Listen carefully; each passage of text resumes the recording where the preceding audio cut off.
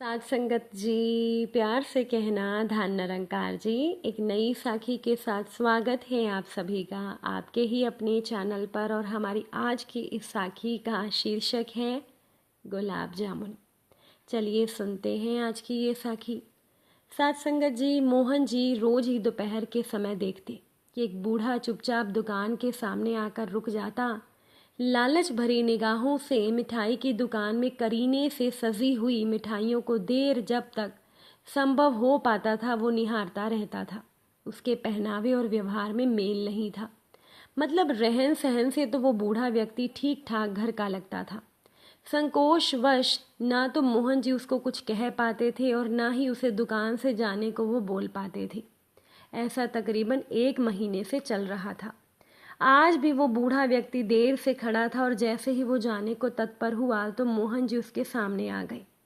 अचानक से वो बूढ़ा व्यक्ति मोहन जी को सामने पाकर हड़बड़ा गया और जल्दी जल्दी वो दुकान से जाना उसने चाहा, लेकिन मोहन जी ने उसे रोक लिया। वो दुकान के अंदर उसे ले गए और एक मेज पर अपने सामने उसे बैठा लिया। और मोहन जी को उस बूढ़े व्यक्ति ने कहा, अरे अरे बेटा, मुझे कुछ नहीं चाहिए, मुझे जाना है। उस बूढ़े व्यक्ति ने कुछ शर्मिंदगी के साथ सर नीचे झुकाकर कहा। मोहन जी ने एक गिलास पानी मंगा कर दिया और कहा, मैं जानता हूँ आपको कुछ ना कुछ तो चाहिए, पर आप संकोचवश कह नहीं पाते हैं। आप निसंकोच मुझे कहिए, क्या बात है। तो थोड़ी देर तक चुप रहने के बाद उस बूढ़े व्यक्ति ने कहा, बेटा, तुम मुझे एक गुलाब जामुन दे सकते हो क्या? मेरे पास तुम्हें देने को पैसे नहीं हैं, लेकिन मैं तुम्हें दुआएं ज़रूर दूंगा। मैं रिटायर्ड शिक्षा अधिकारी हूँ, लेकिन समय की ऐसी मार कि भरा पूरा परिवार होने के बावजूद मैं अपनी पसंद की एक मिठाई भी नहीं खा सकता। जब तक मेरी पत्नी थी उसके साथ मैं सुख दुख बांट लेता था। जब से वो गई कोई खाने को भी पूछने वाला नहीं। मेरी बैंक में पेंशन आती है, वो भी मेरे पास तक आ नहीं पाती। एटीएम से मेरा बेटा सीधा निकाल लेता है। किसी से इस कारण मैं कुछ नहीं कहता हूँ कि बेकार में मेरे बेटे की बदनामी मैं क्यों करूँ। सब सह लेता हूँ, बस एक पता नहीं कैसे मेरा गुलाब जामुन खाने का बहुत दिनों से मन कर रहा था। मोहन जी ने कहा कुछ नहीं, बस उठे और प्लेट में 2 गुलाब जामुन लाकर उस बूढ़े व्यक्ति के सामने रख दिए और उन्हें वो चुपचाप खाते हुए देखते रहे। साथ संगत जी, कई बेटे कई संतानें अपने माँ बाप को कितना लाचार कर देती हैं। एक घर परिवार की बात है कि बेटा राघव अमेरिका में नौकरी करता है और उसके माँ बाप छोटे शहर में रहते हैं।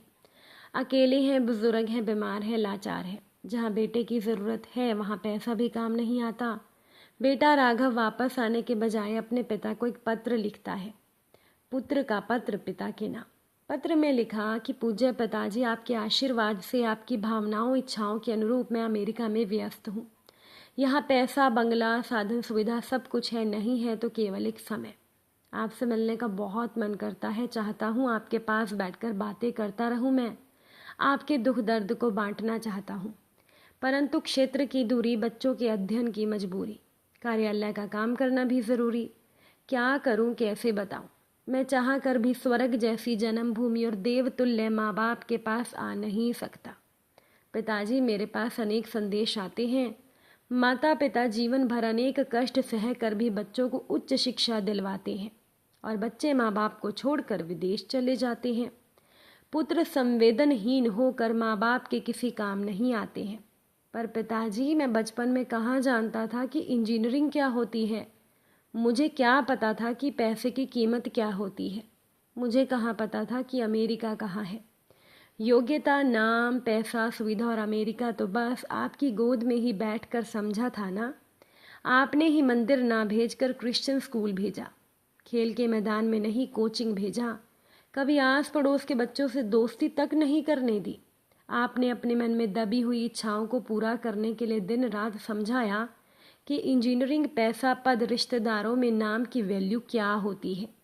माँ ने भी दूध पिलाते हुए रोज दोहराया कि मेरा राजा बेटा बड़ा आदमी बनेगा, खूब पैसा कमाएगा, गाड़ी बंगला होगा, हवा में उड़ेगा, ये कहा था।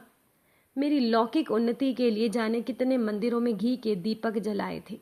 मेरे पूज्य पिताजी, मैं बस आपसे इतना ही पूछना चाहता हूँ कि संवेदना शून्य मेरा जीवन आपका ही बनाया हुआ है। मैं अब आपकी सेवा नहीं कर पा रहा। सब कुछ होते हुए भी आपको पोते पोती से खेलने का सुख नहीं दे पा रहा। मैं चाहकर भी पुत्र धर्म नहीं निभा पा रहा। मैं हजारों किलोमीटर दूर बंगले, गाड़ी और जीवन की हर सुख सुविधाओं को भोग रहा हूँ। आप उसी पुराने मकान में वही पुराना अभावग्रस्त जीवन जी रहे हैं। क्या इन परिस्थितियों का सारा दोष केवल मेरा है? आपका बेटा राघव। साथ संगत जी, अब ये फैसला हर एक माँ बाप को करना है कि अपना पेट काट काट कर तकलीफें सहन करके, अपने सब शौक समाप्त करके बच्चों के सुंदर भविष्य के सपने क्या इन्हीं दिनों के लिए माँ बाप देखते हैं? क्या वास्तव में माँ बाप कोई गलती तो नहीं कर रहे? साथ संगत जी, दूल्हा बने घोड़ी चढ़े अपने पोते को देख दादाजी को वो दिन याद आ रहे थे जब वो अपने इस छोटे से पोते का घोड़ा बनते थे। उनकी पीठ पर बैठा वो घंटों टिक टिक करके उनके घुटनों के बल उन्हें चलाता रहता था। उनकी पत्नी के लाख मना करने के बावजूद भी वो रोज उसे घोड़ा बनकर घुमाते और फिर रात में दर्द के कारण घुटनों पर तेल मालिश करवाते। बड़बड़ाती पत्नी को यह कहकर चुप करवा देते, अरे बड़ा तो होने दो इसे, देखना बुढ़ापे में जब मैं लाचार हो जाऊंगा तो यही उठाएगा मुझे लाड से। उनकी पत्नी खामोशी से उनकी बातें सुनती और दुआ करती, भगवान करे सब अच्छा ही हो, वरना आजकल तो बुजुर्ग। बारात घर से दुल्हन के घर की ओर जा रही थी। उन्हें घर पर ही रुकना था अपनी बीमार पत्नी के पास। शादी के तोहफे में अगले दिन पोते ने उन्हें अपना पुराना मोबाइल उपहार में दिया। उसे ससुराल से नया मिल गया था। अब अपना वो पुराना छोटू सा मोबाइल फेंक देना दादाजी, याद है वो मेरे हाथ से एक दिन गिर गया था तो आपने मुझे कितना डांटा था। वो कुछ कहते उससे पहले बेटा बोला, अरे इन्हें डांटने मारने के अलावा और आता ही क्या है?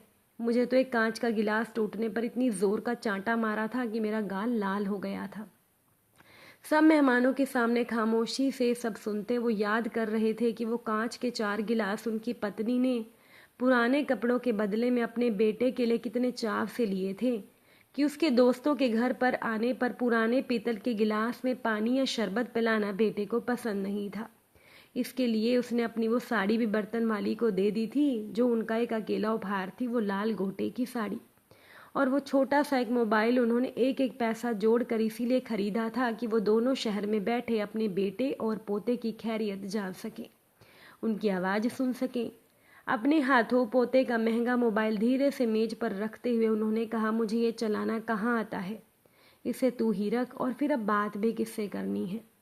भारी कदमों से वो अपने कमरे में आकर बीमार पत्नी के सिरहाने बैठ सोचने लगे कि सच में मारने डांटने के अलावा कुछ नहीं किया उन्होंने क्या। साथ संगत जी, अपने माँ बाप को कभी भी इतना लाचार मत कीजिए कि बुढ़ापे के दिन जो वो आपके साथ जीना चाहते हैं वो उन्हें अकेले में बिताने पड़े। अगर आज की ये साखी ने आपके दिल को छुआ हो तो वीडियो को शेयर ज़रूर कर दीजिएगा। आप सभी से फिर मुलाकात होगी नई साखी के साथ। साथ संगत जी, प्यार से कहना, धन निरंकार जी।